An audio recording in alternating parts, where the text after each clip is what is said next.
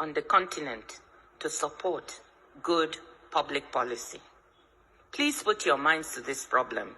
It's alive today.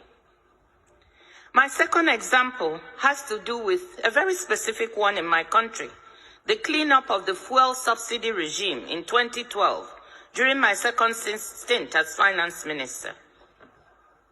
Nigeria has a fiscally challenging fuel subsidy regime.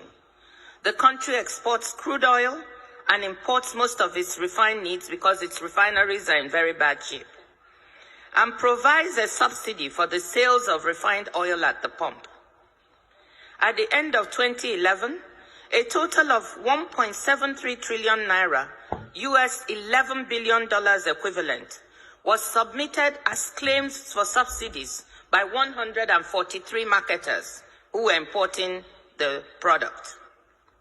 These numbers seemed horrendously large compared to what I had last seen when I was in government in 2006, which was closer to $2 billion in subsidy. So we decided to audit these claims. We audited about $8.4 billion worth of claims, and we found $2.5 billion worth of fraud in these claims, i.e., many of these marketers were trying to claim $2.5 billion fraudulently.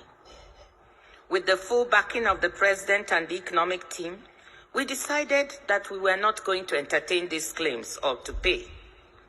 The pressure from the affected marketers was tremendous, as we tried not only to say we would not pay, but also we would clean up the whole mechanism for the subsidy claims and put in place something more transparent, something clearer.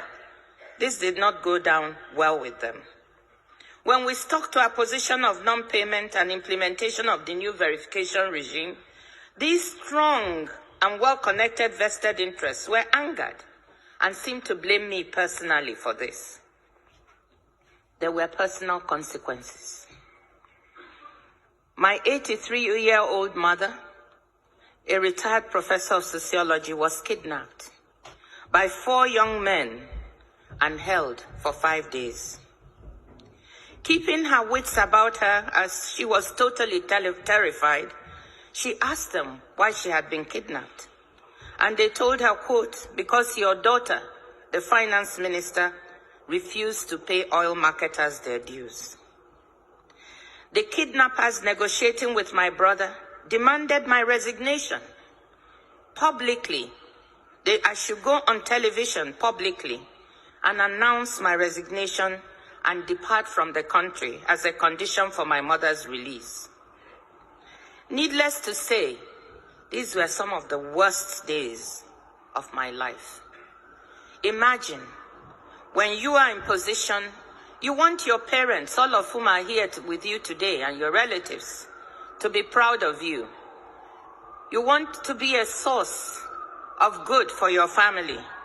You can imagine how I felt sitting there and thinking, just because of trying to do something right, to implement a good bit of policy that was good for the country, this could lead to the taking of my mother's life. These were some of the worst days of my life. With my father's support, the firm resolve of the president, we all decided I should not give in to the blackmailers, and I refused to resign.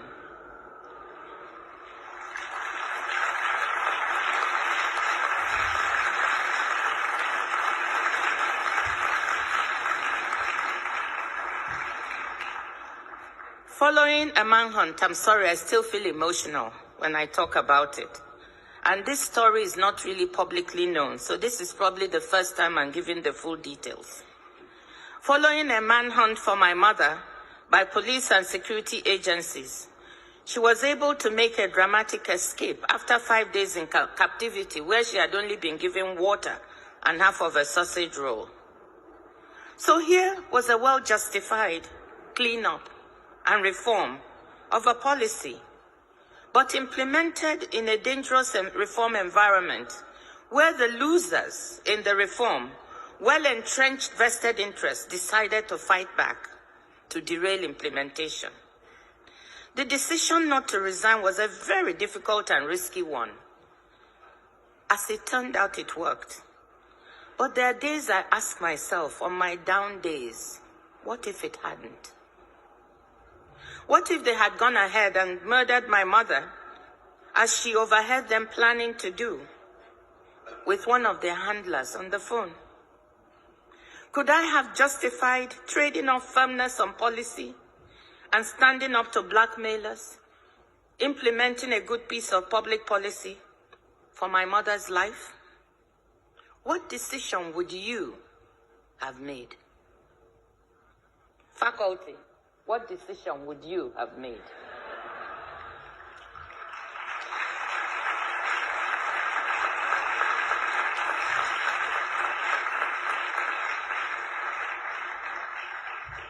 I know that one other brave hero, a woman I admire so much, brave activist and reformer Aung San Suu Kyi, was faced with an equally terrible decision.